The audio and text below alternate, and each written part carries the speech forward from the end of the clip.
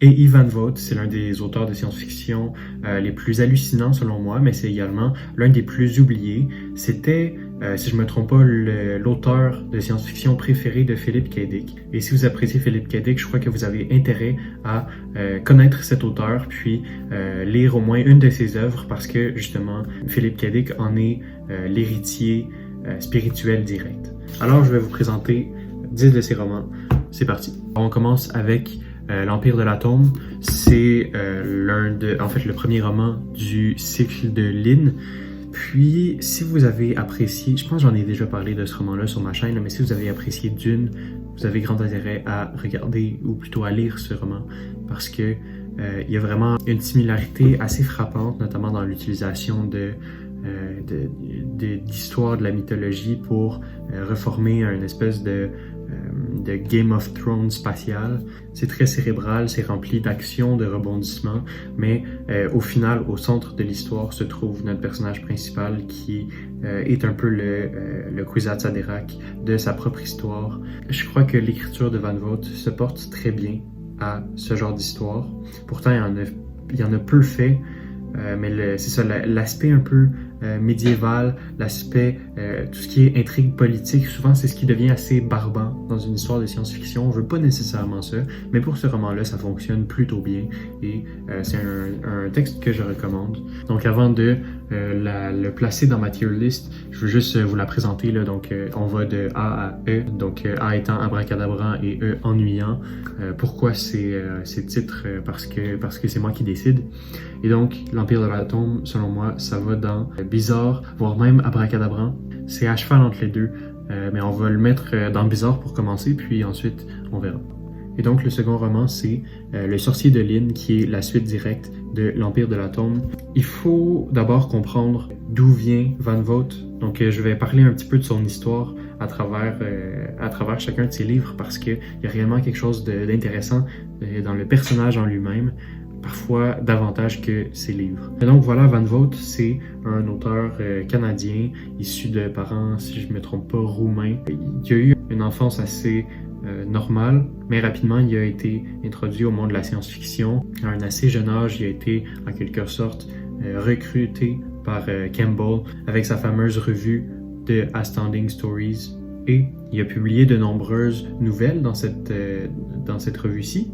Et parmi elles se trouvaient les nouvelles qui mèneraient à l'Empire de l'Atome et Le Sorcier de Lynn. Et donc, ces romans-ci sont des fix-up novels qu'on appelle. Donc, c'est des romans qui sont réécrits ou plutôt édités à partir de nouvelles originales qui étaient publiées dans une revue. Et dans le cas de Van Vogt, il réécrivait, ou plutôt il faisait un fix-up novel de ses meilleures nouvelles. Donc, parmi celles-ci se trouve justement celle qu'on a dans Le Sorcier de Lynn, mais parfois ça donne un aspect un peu décousu aux histoires, ça ne fonctionne pas tout à fait, donc il y a des incohérences qui s'y glissent assez facilement, particulièrement lorsqu'il est question de Van Vogt.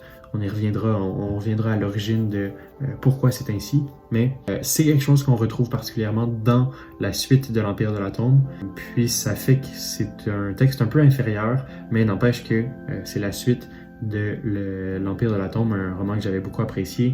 Mais malgré ça, je crois que le Sorcier de Lynn est quand même à la hauteur du premier roman. Donc pour moi, ce roman-ci va aller dans Convenable.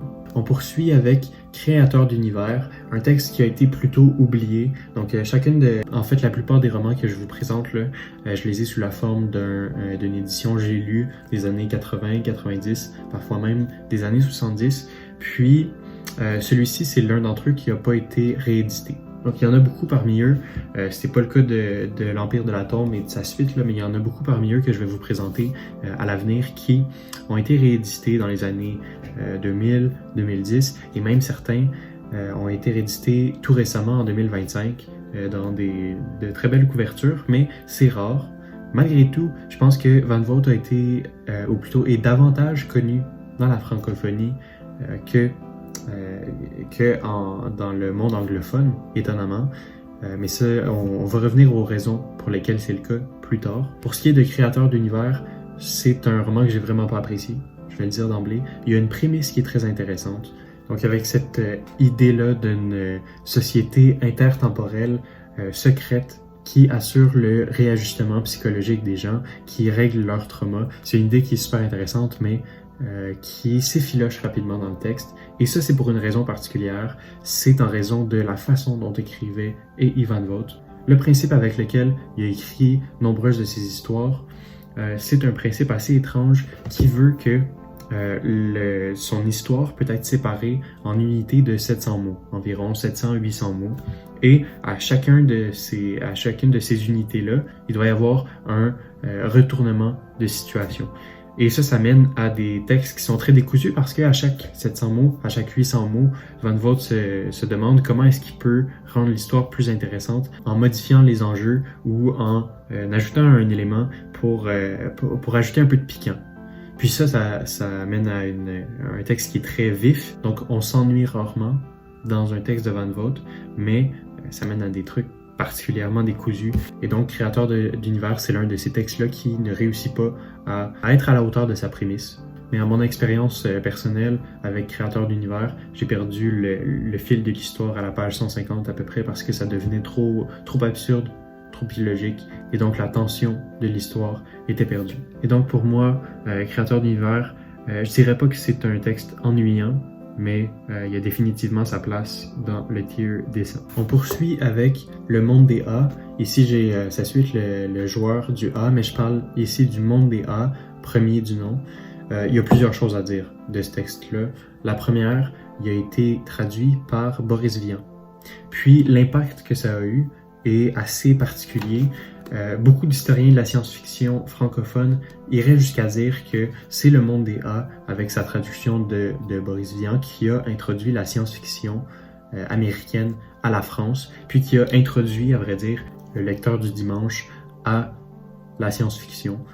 Point barre. Maintenant, pour ce qui en est, mon opinion personnelle, c'est que l'histoire est assez décousue, encore une fois, un peu comme pour Créateur d'univers, mais l'idée qu'il y a derrière est très intéressante, puis elle en dit long sur notre auteur. Et donc, il écrit les nouvelles qui seront à l'origine du texte. Encore une fois, c'est un fix-up novel. Il les écrit dans les années 40, les années 50, et dans ces années-là, il rencontre L. Ron Hubbard et également Jack Parsons, deux occultistes assez importants. L. Ron Hubbard, vous le connaîtrez probablement pour la Dianétique et pour l'Église de la Scientologie.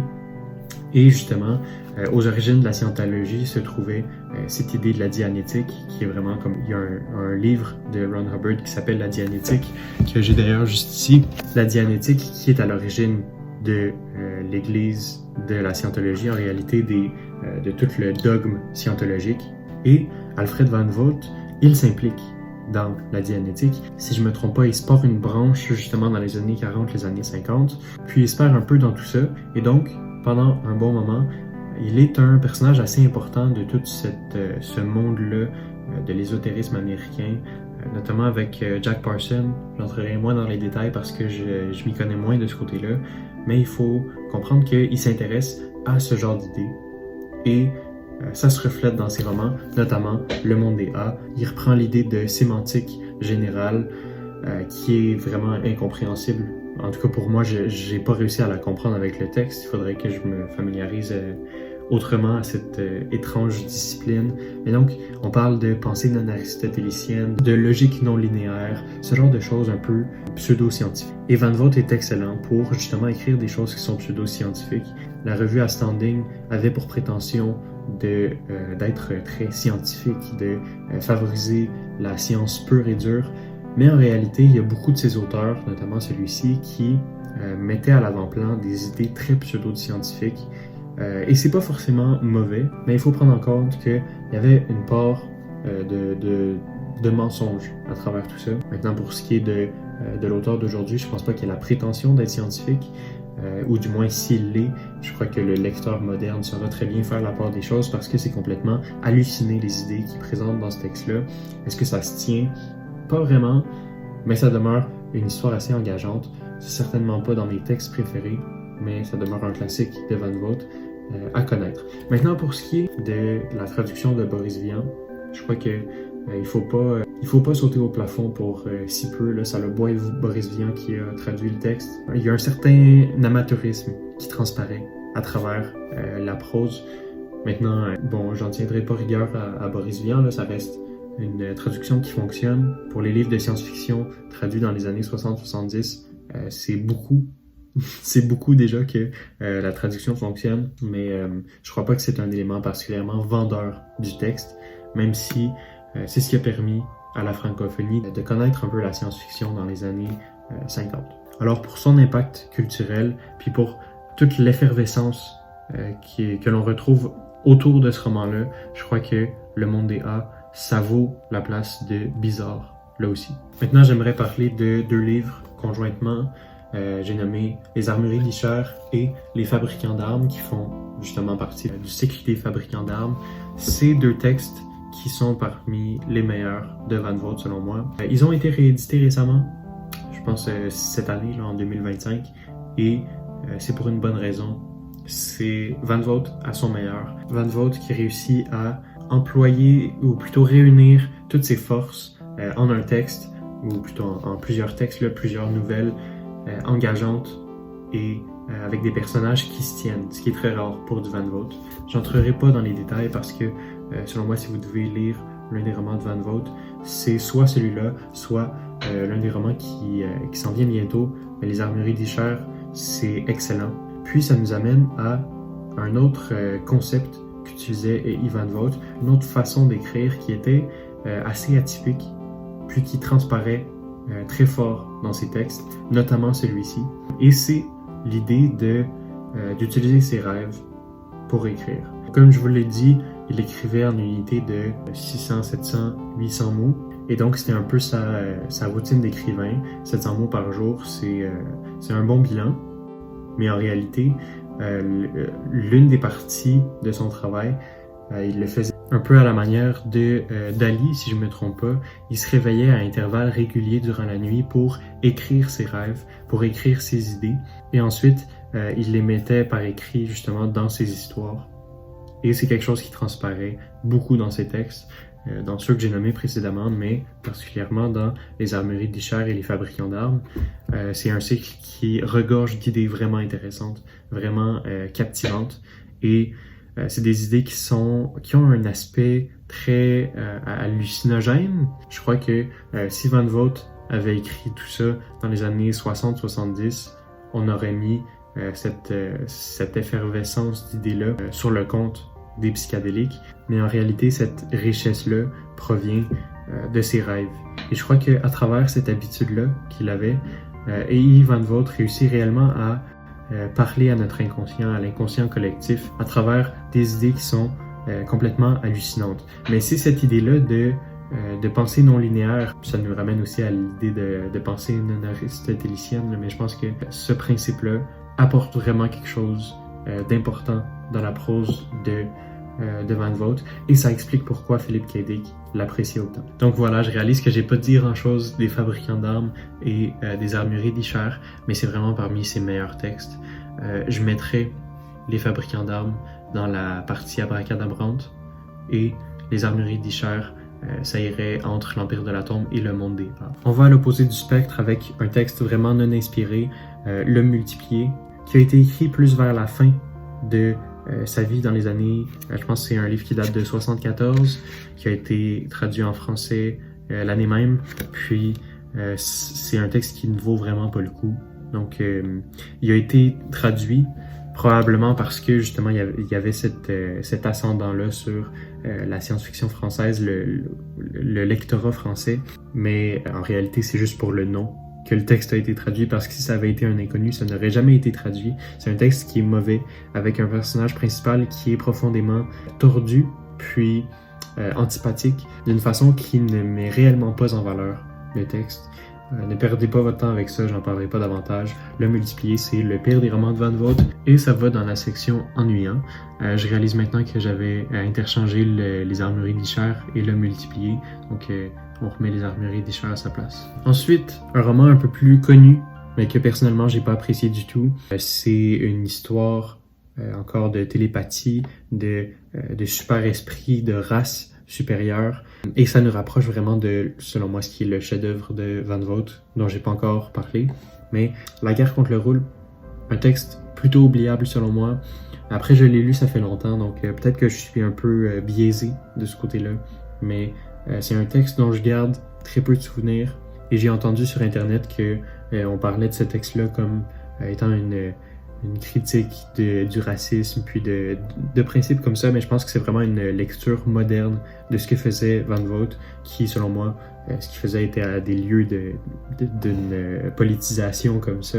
Je crois pas que c'était un homme très de gauche, mais enfin, on peut en faire la lecture qu'on veut de nos jours.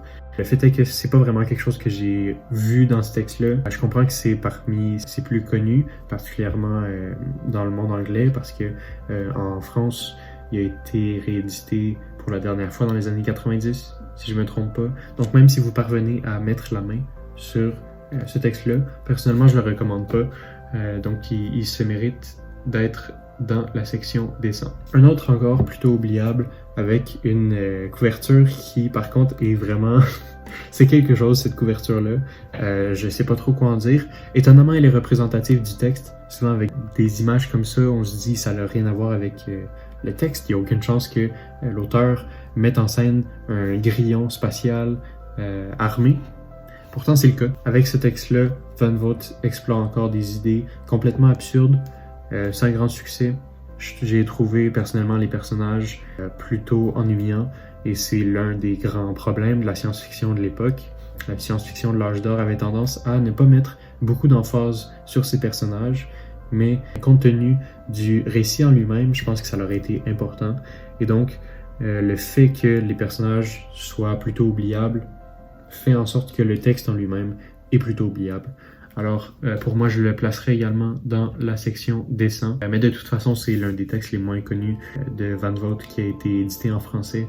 Donc voilà, il mérite sa place. Et enfin, le 10e roman dont je parle, l'ultime roman de Van Vogt, j'ai nommé À la poursuite des Slans. J'ai déjà fait une rétrospective de l'imaginaire sur ce texte-là où je suis allé plus en détail, plus en profondeur dans le texte. Mais selon moi, c'est l'idée de Van Vogt à son paroxysme. C'est là où il parvient à parler de surhomme, de super-esprit, de télépathie et à réunir toutes ces idées-là qui lui sont chères dans un seul et même texte qui a réellement du mordant. Regardez la page couverture qui est très évocatrice du genre de texte auquel on a affaire. C'est également l'un des textes qui a été réédité récemment en 2025. Et si vous allez en librairie aujourd'hui même et que vous cherchez un peu, je pense que vous allez le retrouver dans sa nouvelle édition. C'est avec ce texte que Van Vogt parvient à rassembler ses meilleures idées et à en faire un texte qui est cohérent, engageant et qui dit réellement quelque chose. Il y a plusieurs thèmes, il y a plusieurs symboles qui sont employés. Donc, pour ces raisons, À la poursuite des Slans se mérite la première place dans Abracadabran. Et c'est ce qui termine cette tier list de Van Vogt. J'espère que je vous aurai donné envie de lire des livres qui sont marginaux, des livres qui sont un peu différents. Je crois personnellement que c'est en lisant différemment qu'on parvient à penser différemment. Et je crois que Van Vogt est l'un des auteurs de fiction et l'un des auteurs de science-fiction qui parvient le mieux à atteindre cet objectif, justement parce que c'est un auteur très étrange, avec des idées qui le sont tout autant, et il possède une expérience qui est particulière, qui se reflète dans ses textes. Alors voilà, j'espère que vous avez apprécié ma tier list de romans de Van Vogt, et on se revoit la semaine prochaine.